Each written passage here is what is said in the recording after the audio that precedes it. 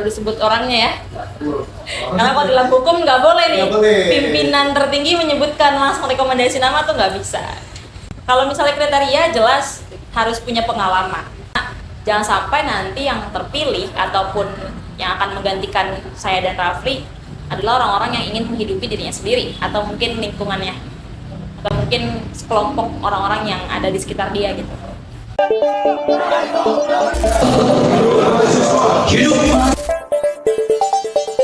Kita dipukulin terus.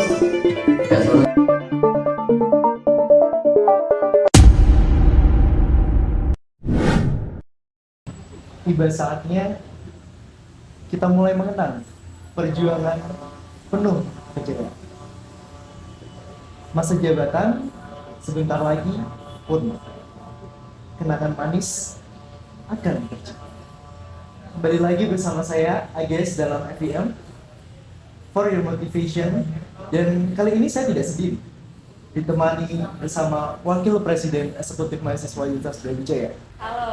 Saudara Kofifa Aksal Syed, atau yang kerap kita sapa sebagai Kak Caca. Halo guys, salam kenal teman-teman semuanya. Bagaimana Kak Caca kabarnya hari ini? Alhamdulillah baik banget. Hari ini lagi banyak kegiatan, tapi makin banyak kegiatan makin semangat gitu ya. Harus Semangat. jiwa muda kita harus tetap semangat. Jiwa mudanya membara hari ini, alhamdulillah. Baik Kak Caca, kini kita berada dalam momen menarik yang memudahkan kita untuk menemani perjalanan satu periode penuh prestasi bersama eksekutif mahasiswa, khususnya di Universitas Brawijaya.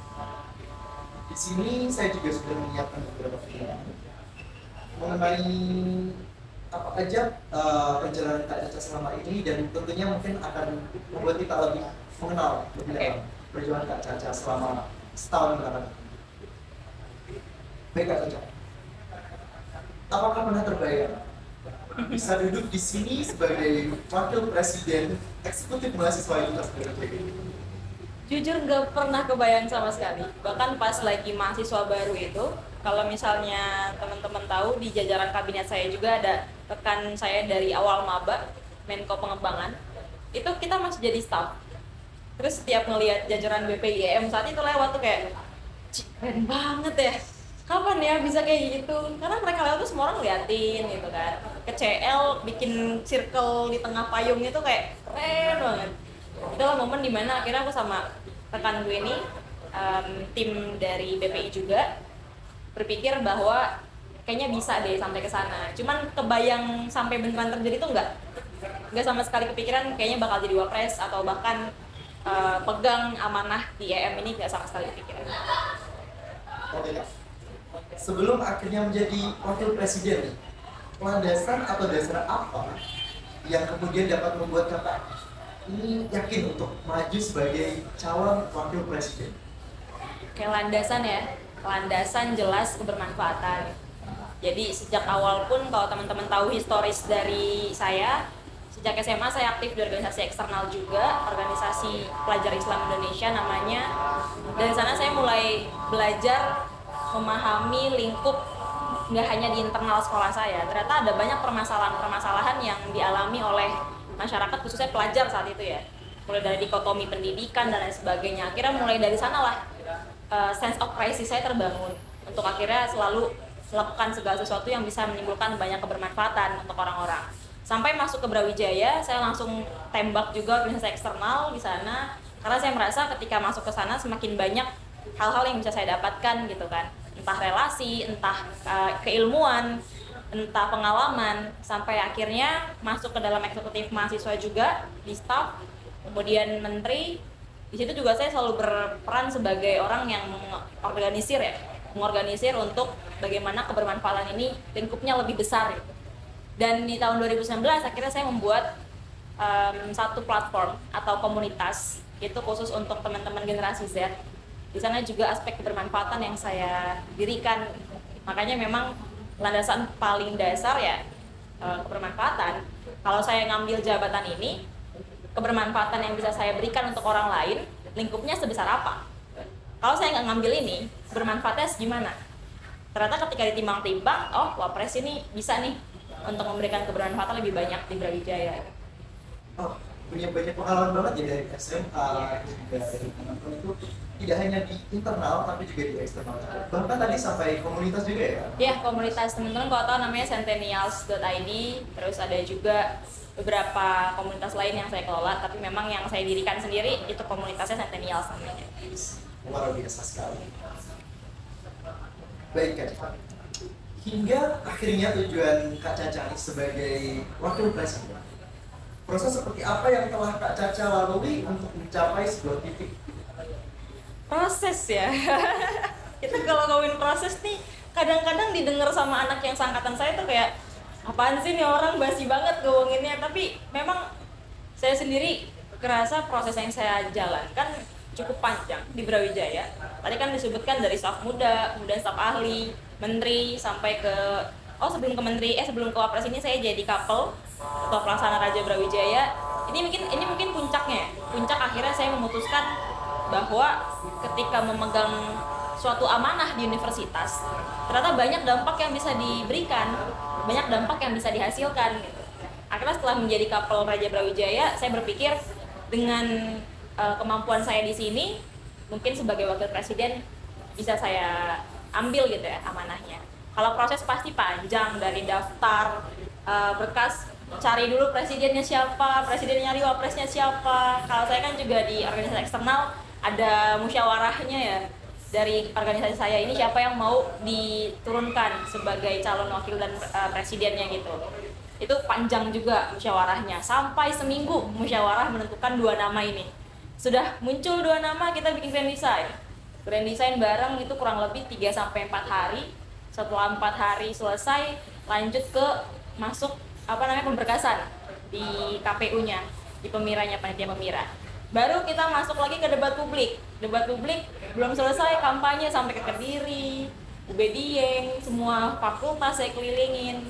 Dan itu juga butuh kos yang banyak, momen-momen kampanye kemarin. Cuman intinya tetap satu, gimana caranya hal-hal baik yang bisa saya lakukan ini bisa dimulai dengan niat yang baik juga.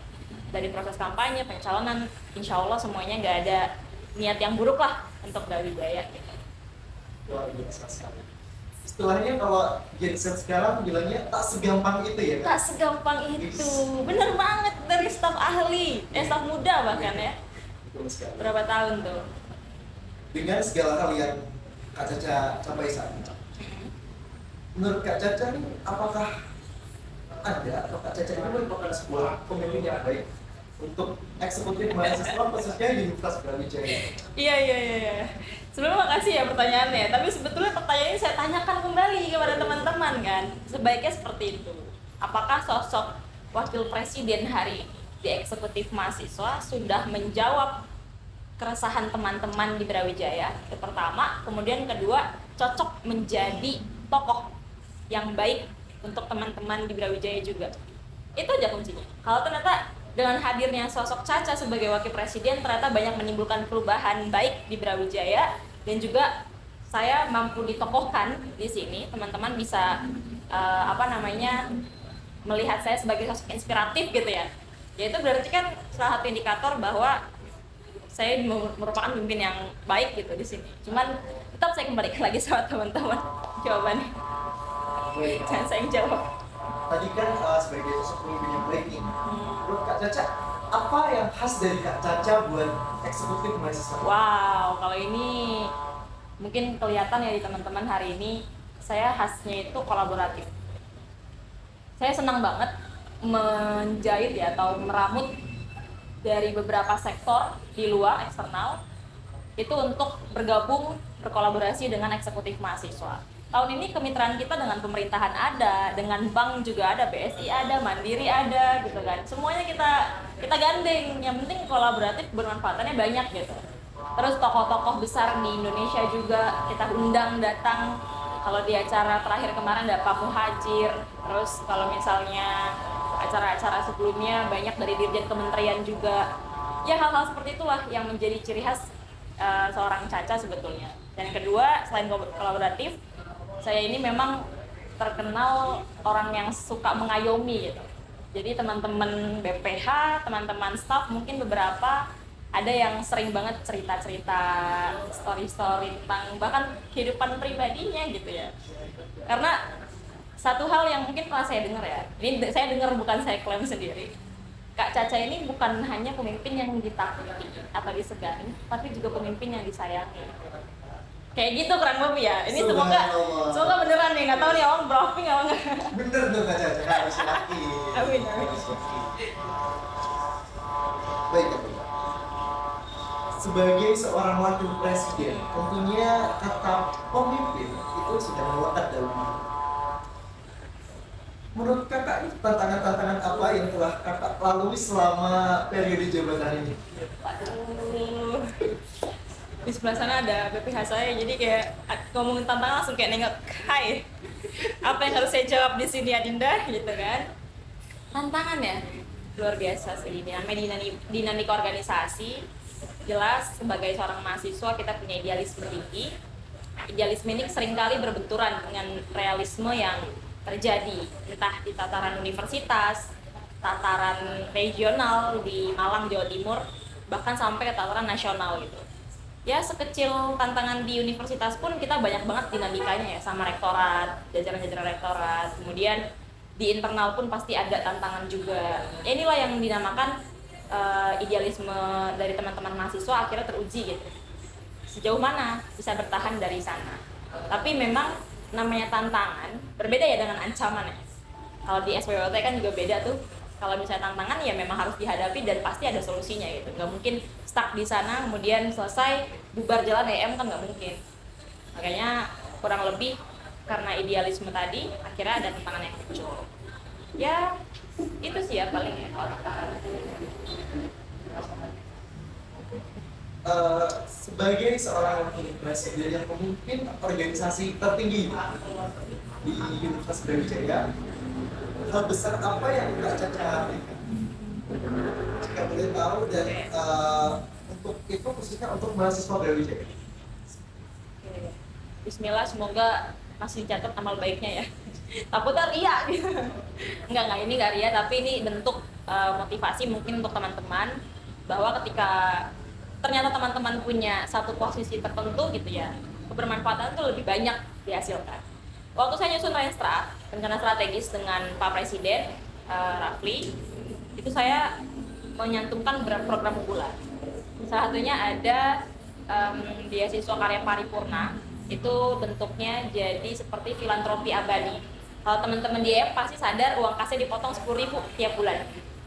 Karena 10.000-nya itu yang akan diambil untuk beasiswa bagi teman-teman yang membutuhkan. Makanya saya menamakan skemanya beasiswa 10.000 gitu. Itu salah satunya. Kemudian ada Brawijaya Virtual Internship, saya menggandeng dengan pihak-pihak perusahaan di Jakarta untuk akhirnya memberikan kesempatan free bagi mahasiswa Brawijaya dan langsung bahasanya auto win lah, daftar magang di sana keterima, tapi virtual. Terus saya gandeng dengan pihak ketiga juga, namanya Rakamin Academy. Kemudian saya gandeng juga dengan beasiswa dari Bank BSI dan juga Bank Mandiri. Itu untuk teman-teman Brawijaya. Kalau Bank Mandiri mungkin spesifikasinya untuk teman-teman IT ya, Pilkom, MIPA, Teknik. Tapi kalau BSI ini untuk wirausaha. Akhirnya di BUMM pun, Badan Usaha Milik Mahasiswa, kita punya beberapa anak perusahaan yang itu sudah pernah saya gandengkan juga dengan BSI untuk dibiayai permodalannya, diberikan pelatihan wirausaha dan lain-lain. Ya kurang lebih itu ya. Kalau program-program lain banyak sebetulnya yang membutuhkan relasi misalnya atau yang membutuhkan jangkauan lebih luas. Terus kemarin juga saya membantu proses pengawalan UKT Krisis Center, itu kan bentuk-bentuk kewajiban ya, cuman kalau inovasi tadi yang saya sebutkan. Baik, jadi kita sebagai staf Kabinet Karya Paripurna, jadi tidak hanya belajar berorganisasi, tapi juga berkontribusi tentunya untuk mahasiswa. Seperti yang Kakak Caca berikan tadi, kita potong kasnya. Tentunya kita sebenarnya tidak sadar dan tidak sadar juga ikut membantu mahasiswa-mahasiswa yang mungkin tidak atau mungkin kurang beruntung dalam segi finansial. Luar biasa. Saya mengapresiasi besarnya. Terima kasih, semoga berdampak ya teman-teman. Baik, kita beralih pada sistem. Jika boleh tahu strategi seperti apa yang Kak Caca punya sebelumnya dalam pembentukan kabinet kerja paripurna ini, khususnya dalam ya flashback ke belakang.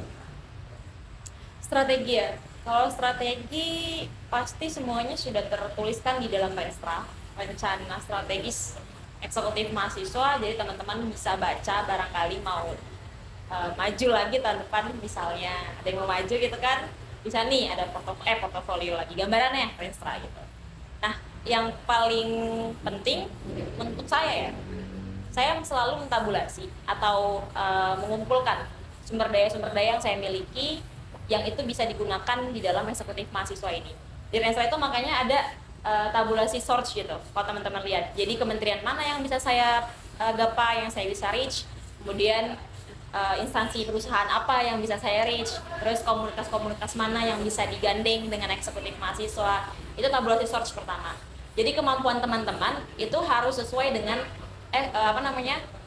pekerjaan yang teman-teman lakukan, itu harus sesuai dengan kemampuan yang teman-teman miliki. Source tadi, sumber daya yang dimiliki gitu. Setelah tahu nih ternyata batasannya sampai sini, ya udah nanti eksekusinya jangan berlebihan, sesuai takaran saja, terukur gitu dan pasti. Itu strateginya kayak gitu. Dan jelas kalau misalnya ngomongin source tadi, kita selalu memisahkan source itu dalam beberapa kelompok gitu ya. Ada mitra strategis, terus mitra kritis. Kalau mitra strategis itu kan berarti teman-teman yang memang punya komponen strategis untuk akhirnya membantu program-program di eksekutif mahasiswa gitu.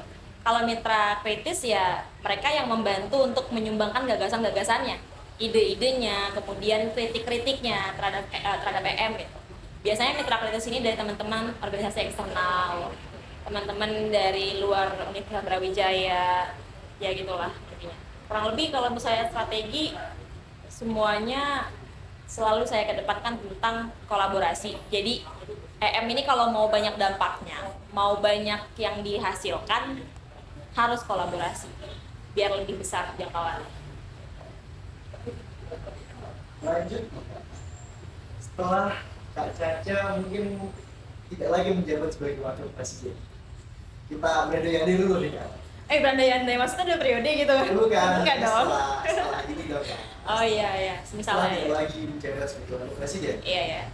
apa harapan Anda khususnya untuk mahasiswa Universitas Brawijaya yang tahun di tahun Selanjutnya harapan ya teman-teman, ini udah era disrupsi, era dimana terjadi percepatan perubahan yang menuntut teman-teman untuk akhirnya adaptif terhadap segala hal ya. Disrupsi di pekerjaan saja, teman-teman tahu hari ini banyak banget pekerjaan baru yang bahkan dulu tuh nggak ada gitu. Sekarang cuman upload konten di TikTok, upload konten di YouTube, sudah dapat AdSense, sudah dapat uang. Dulu kan nggak ada pekerjaan seperti itu.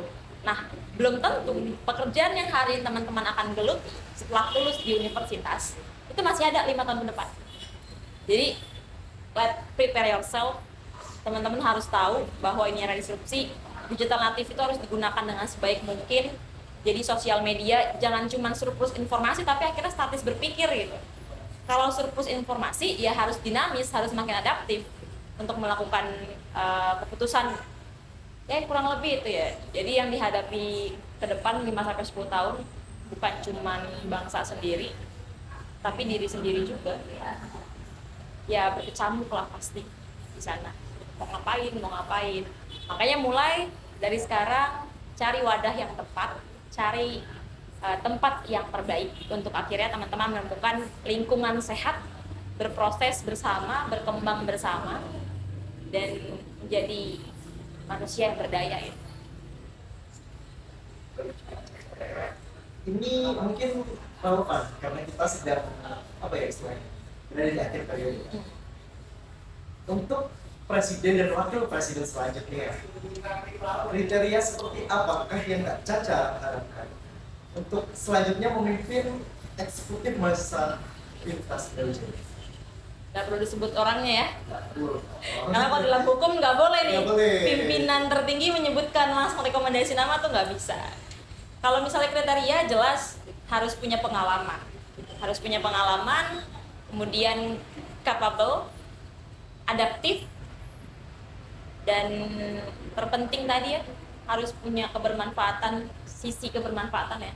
Dia harus memberikan banyak manfaat bagi teman-teman di Brawijaya gitu. Karena jangan sampai nanti yang terpilih ataupun yang akan menggantikan saya dan Rafli adalah orang-orang yang ingin menghidupi dirinya sendiri atau mungkin lingkungannya atau mungkin sekelompok orang-orang yang ada di sekitar dia gitu. Itu bukan seperti itu sosok pemimpin yang memang saya harapkan setelah ini. Jadi semoga siapapun Anda, semoga Anda bisa mengemban amanah ini dengan sebaik-baiknya. Amin. Menyentuh sekali. Kita lihat aja, semoga bisa menjadikan Brawijaya lebih baik. Kita lihat ya. Apakah bisa keren Kak Caca? Amin, ya Allah, harus keren. Terus selanjutnya Kak Caca. Oke. Baik, ini mungkin terakhir loh. Berikan statement terakhir Kak Caca buat penutup video ini sekaligus motivasi kepada teman-teman. Khususnya para Brawijayans yang mungkin kita kan sedang marak-maraknya sendiri beserta mungkin buat berlanjutan lah, tidak hanya dalam Universitas Brawijaya ataupun setelah mengenyam pendidikan di sini. Oke. Teman-teman, ingat teman-teman itu semuanya berharga. Teman-teman punya value dan daya insaniah masing-masing di dalam diri seorang manusia secara naluriah. Jadi tolong yang harus teman-teman pahami adalah jika teman-teman sudah menduduki kursi perguruan tinggi di Universitas Brawijaya, maka ada satu kalimat yang paling melekat dalam diri teman-teman adalah mahasiswa. Kalau bicara tentang mahasiswa, maha di depan, itu bukan lagi seorang siswa yang harus dibimbing, harus dibina, tapi teman-teman punya tanggung jawab untuk akhirnya mampu membimbing dan membina masyarakat. Makanya saya selalu bilang, mahasiswa itu yang di dalam kepalanya tertanam narasi-narasi optimis, termaktub mimpi-mimpi besar, dan pada pundaknya tersandar harapan bangsa. Karena memang seberat itu. Jika teman-teman berdiri sebagai seorang kaum terdidik dan terpelajar. Pesan saya juga, jika memang setelah lulus dari Universitas Brawijaya teman-teman mau bekerja, akhirnya memenuhi kebutuhan sendiri dan keluarga, itu harus, tapi tetap jangan lupa pikirkan lingkungan sekitar, pikirkan kebermanfaatan untuk masyarakat yang mungkin membutuhkan. Karena pentingnya sebagai seorang manusia berpendidikan adalah mampu bermanfaat atau memanfaatkan ilmunya, mampu bertanggung jawab atas intelektual untuk masyarakat di Indonesia. Jangan lupa, ada amanat di Undang-Undang Dasar, mencerdaskan kehidupan bangsa. Luar biasa sekali. Saya menerima begitu banyak insight yang kita masih singkat seperti ini. Langsung digambar ya. Baik, terima kasih Mbak Caca. Saya ucapkan telah menyempatkan dan bergabung dalam acara FUN ini. Semoga bincang-bincang singkat kali ini dapat bermanfaat. Amin ya Allah. Tidak hanya untuk kita eksekutif mahasiswa, tapi untuk seluruh Brawijayans yang ada di Malang. Terima kasih juga saya ucapkan kepada seluruh penonton. Saya Ages, pamit undur diri.